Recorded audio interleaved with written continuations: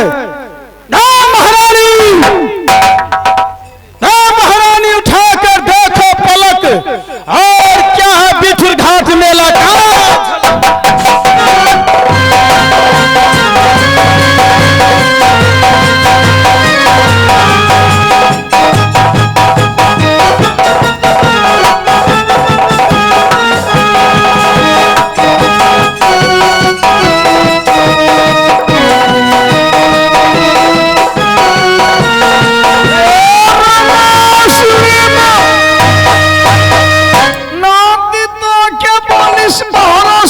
घर में आके हमके कोठी करिस, और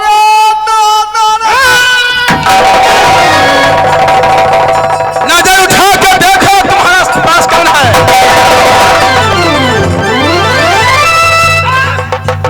hello hello hello hello hello, ये सिर का सिर क्यों तूने शादी करो।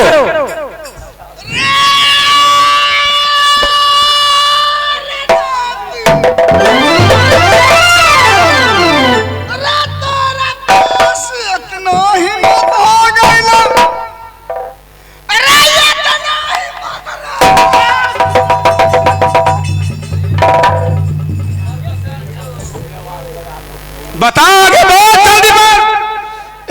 ना दुनिया क्या गाता पकड़ के उठा लेना, और तारा संसन जवान क्या कितना खेला क्या, तुम्हारा धरती पर सिरका सिरकी तोड़ दी। कौन जाती हो वो बताओ। जवान जात क्या पूछा, हम लोग जात क्या नोट नोट नहीं।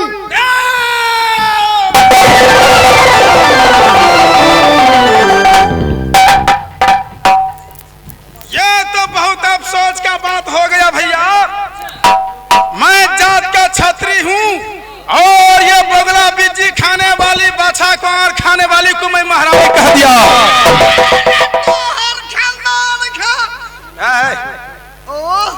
सुबह हो गया, अभी मारेंगे तो भारत को भी मारेगा। सुनो, ये तमुकना को एक कदम आगे करो, या नहीं तो एक कदम पीछे करो। यहाँ पर हमारा तमुकना गिरेगा, मेरे भाभी सोना आराम करेगी। अरे हमर दादा बोलता रहा, कल का ढोरिया के बच्चा बैठे है, नांग मांग है पूछो। अरे तारा सुन सुन जवान के कितना जन्मा के मैदान में खेले। तूने इतना लंबी लंबी बात बोल रही है, तूने हमें पहचानती है जो ये कौन है बताओ। हम क्या पहचानता है, कौन आदमी है ना कोई ठिकाना है। ये तमुकना के तूने शादी करती है या नहीं सो बताओ।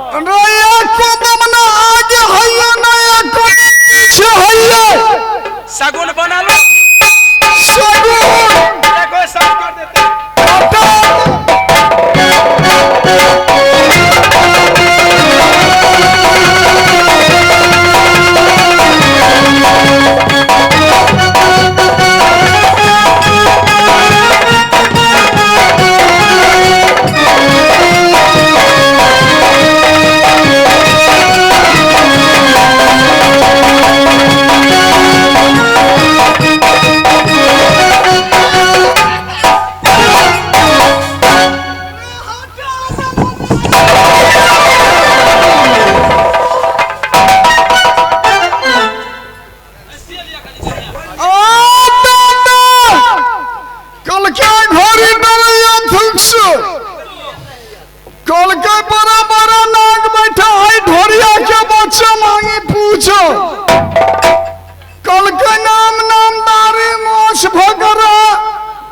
कहाँ से शिवदेव ठोकर कामुर कामुर था सर।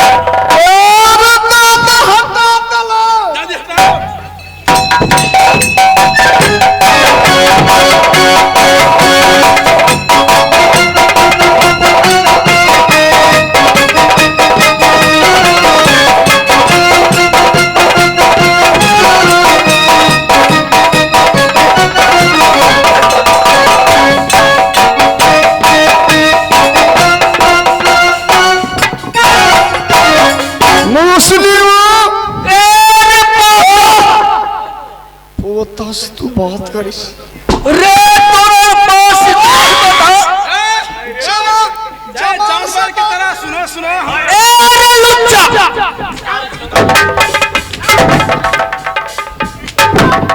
भागे यहाँ से बात करी पहले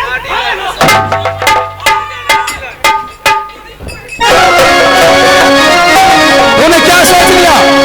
हरामजादी जानवर की तरह चिल्ला रही है हमारे सामने में। राज महापा किला का नौजवान आ चुका है इस मेला को अंदर में।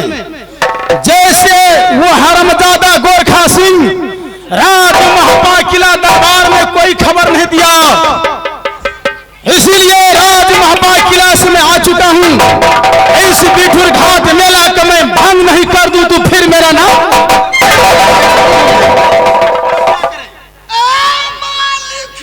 मालिक का बच्ची हरामजादी कौन आप क्या करूं?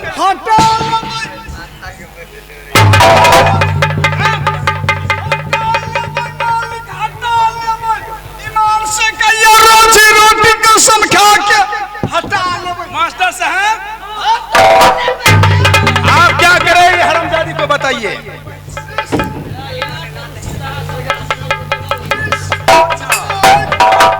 उससे बात कीजिए।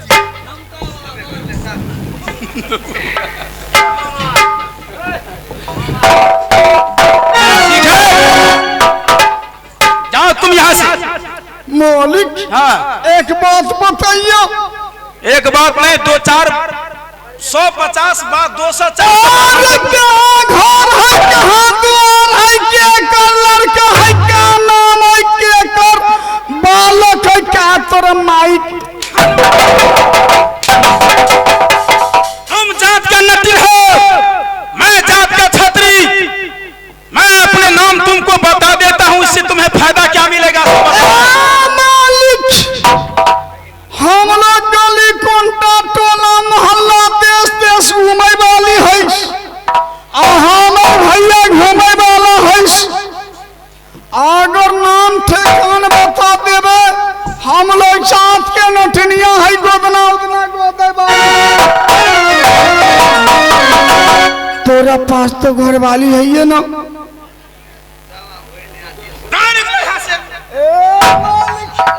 घर वाली है ना उतना बात नहीं करेंगे। क्या ठीक है, तुम हमसे नाम पूछ रही है, मैं अपने पूरा एड्रेस में तुम्हें बताता हूँ।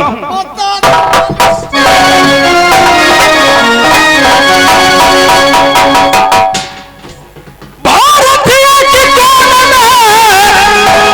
ये जी मोहब्बा है ये विक्रम।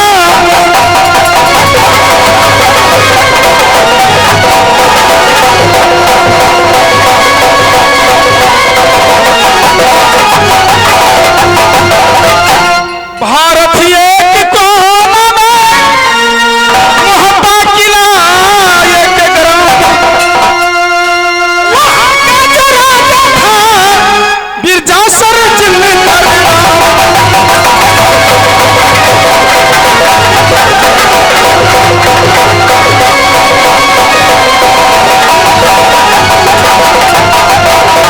जासर सिंह ने तप किया, खुशी हुआ भगवान। जासर सिंह ने तप किया, खुशी हुआ भगवान। उनके तो बालक हुआ रजियालाल।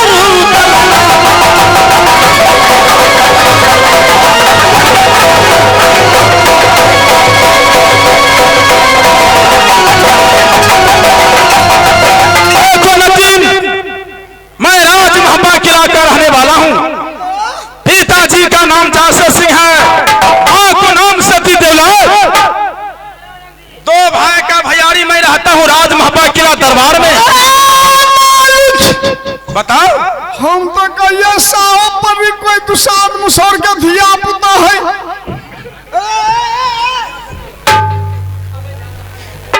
मालिक हम तो कहिए साहब वाला जोगिंद्रा के दामाद है। देखो